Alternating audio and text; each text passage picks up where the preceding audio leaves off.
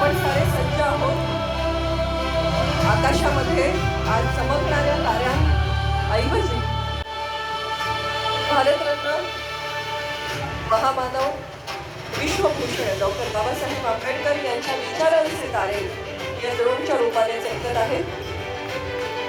अनेक विक्रम ज्यांनी साकार केले, ज्यांच्या पदव्या लिहायला कदाचित कागद अपुरा पडेल इतकं बुद्धिमान असं व्यक्तिमत्व, पहिले भारतीय ज्यांनी परदेशामध्ये जाऊन अर्थशास्त्रामध्ये PhD ही सर्वोच्च पदवी संपादन केली, भारताचे पहिले कायदेमंत्री, मजूर मंत्री, सगळ्यांना समान हक्क मिळावा यासाठी संविधानामध्ये सामाजिक न्याय, समता आणि बंधुता यांचं दृढ असं अधिष्ठान देणारे भारतीय राज्यघटनेचे शिल्पकार महामानव डॉक्टर बाबासाहेब आंबेडकर यांचं हे 135वे जयंती वर्ष, हे जयंती वर्ष एक प्रेरणादायी वर्ष असावं यातून साकार झालेला हा सोहळा. सीमारेषांची चौकट नाही, तर ती असंख्य भाषा, विविध धर्म आणि जाती जमातींच्या गुंतागुंतीतून आकार घेतलेली आणि संस्कृतींच्या अखंड प्रवाहाने समृद्ध झालेली एक दिव्य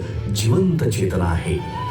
या विविध भारतीय संविधान, या संविधानाचे शिल्पकार म्हणजे डॉक्टर बाबासाहेब आंबेडकर, एक असा महामानव ज्यांच्या विचारांची उंची हिमालया एवढी भव्य, ज्यांच्या संघर्षाची गाथा समुद्र एवढी अथांग आणि ज्यांच्या कार्याची किमया आकाशा एवढी व्यापक आहे.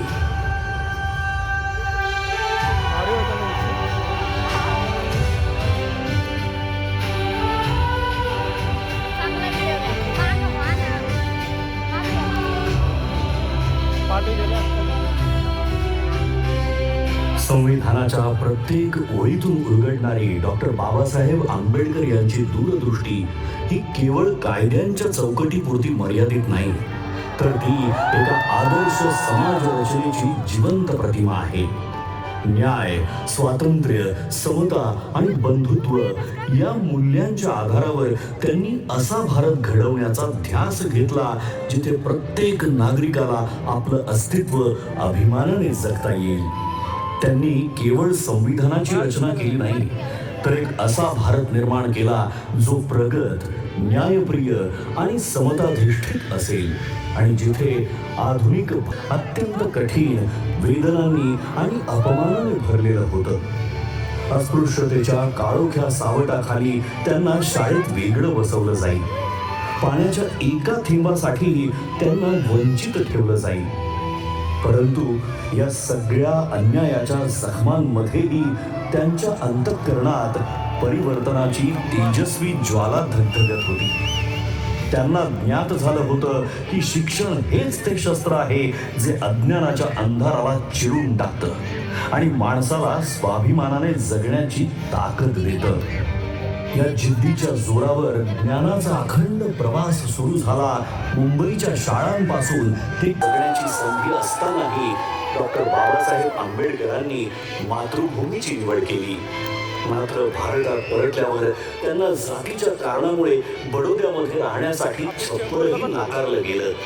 पण अपमानापुढे झुकण्याऐवजी त्यांनी संघर्षाचा मार्ग निवडला. त्यांच्या कार्याची दखल घेण्यासाठीचा लढा नव्हता, तर तो मानवी स्वाभिमानासाठी उभारलेला पहिला महान संग्राम होता. 1927 साली महाड येथे झालेला चौदार तळे सत्याग्रह, त्यानंतरचा काळाराम मंदिर सत्याग्रह हा संघर्ष तर श्रद्धा आणि समानतेच्या संगमावर उभा राहणारा ऐतिहासिक टप्पा ठरला. हा केवळ आणि शोषित समाजाचा आवाज जागतिक स्तरावर पोहोचवला. अनहायलेशन ऑफ कास्ट या त्यांच्या क्रांतिकारी ग्रंथातून त्यांनी जाती व्यवस्थेच्या मूळ पायालाच हादरा दिला. त्यांनी निर्भीडपणे सांगितलं की जोपर्यंत जात अस्तित्वात आहे तोपर्यंत खऱ्या अर्थाने लोकशाही वेदना, त्याग आणि कठोर परीक्षांनी भरलेला होता. या कठीण प्रवासात त्यांच्या सोबत खंबीरपणे उभ्या राहिल्या त्या म्हणजे रमाबाई आंबेडकर, एक शांत, संयमी पण अतूट सामर्थ्याची मूर्ती. घरात आर्थिक तंगी असताना उपासमारीच्या छायेतही त्यांनी कधीही तक्रार केली नाही, हसल्या नाहीत. उलट आपल्या पतीच्या महान ध्येयासाठी त्यांनी प्रत्येक वेदना मागे सोडली. डॉक्टर बाबावर अन्याय झाला. जो शोषित होता आणि ज्याला आपल्या कष्टांचं योग्य मूल्य मिळत नव्हतं. कोकणच्या मातीतील शेतकऱ्यांच्या शोषणाविरुद्ध त्यांनी थेट आवाज उठवला आणि खोटी पद्धती या अन्यायकारक व्यवस्थेच्या मुळावर घाव घालत त्यांनी शेतकऱ्यांना स्वाभिमानाने जगण्याचा मार्ग खुला केला.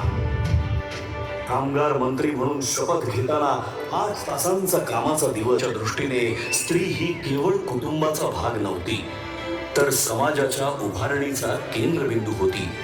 म्हणूनच त्यांनी महिलांच्या आर्थिक स्वातंत्र्याला, शिक्षणाला प्रथम दर्जा दिला. बालविवाह, सती प्रथा, देवदासी प्रथा आणि विधवांचं अमानुष शोषण या सर्व कुप्रथांविरुद्ध त्यांनी प्रखर आवाज उठवून समानतेचा हक्क दिला.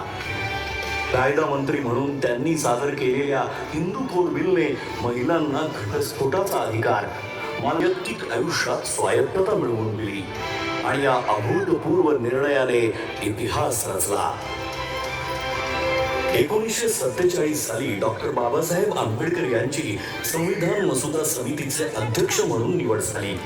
या जबाबदारीला न्याय देत त्यांनी भारतीय संविधान या अद्वितीय ग्रंथाची निर्मिती केली, नवी उंची प्राप्त करून दिली.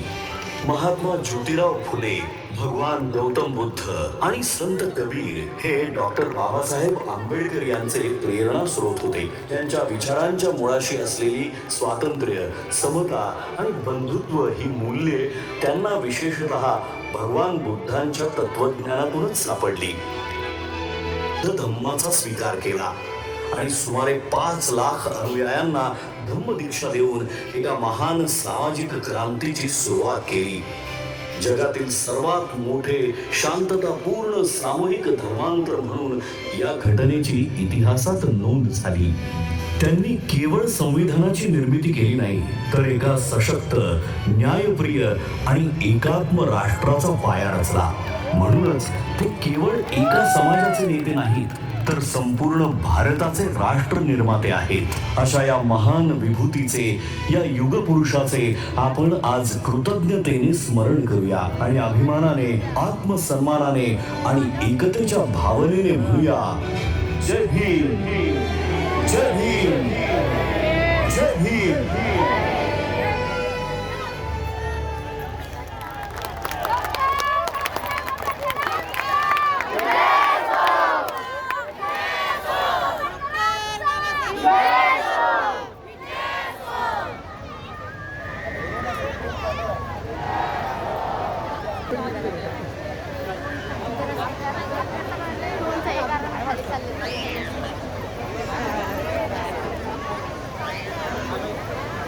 चालू झाली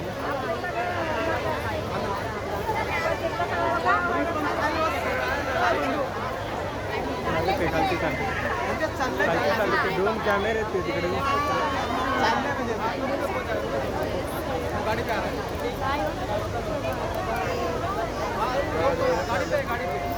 गाडी